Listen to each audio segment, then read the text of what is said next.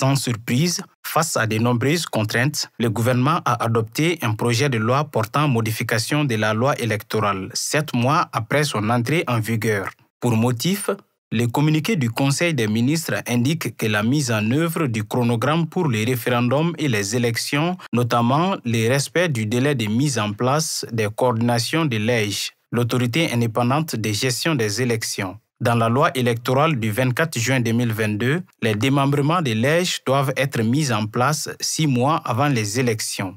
À ce jour, ces démembrements ne sont pas encore installés, alors que le référendum pour une nouvelle constitution est prévu pour mars 2023 selon le chronogramme.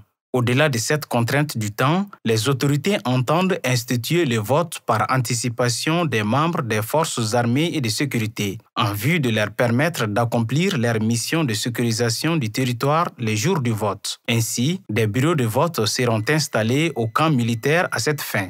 Le projet de texte prévoit également d'organiser les votes des déplacés internes, ce qui nécessite une actualisation du fichier électoral.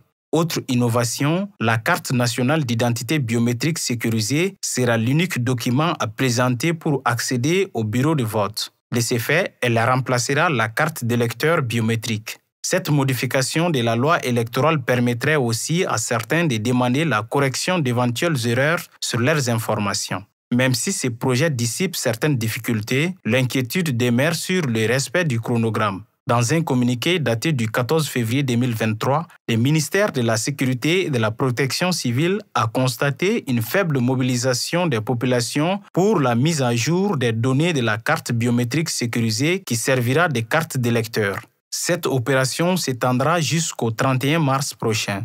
Cela sous-entend le report du référendum, initialement prévu pour le même mois. Ce qui semble le plus inquiétant, c'est la déclaration du président de la Cour constitutionnelle il y a 2 jours. En effet, Amadou Ousmane Touré a annoncé que son institution n'est pas prête pour les élections, alors que seule la Cour constitutionnelle a le pouvoir de proclamer les résultats définitifs des élections. Une réalité qui donne du fil à retordre aux autorités de transition.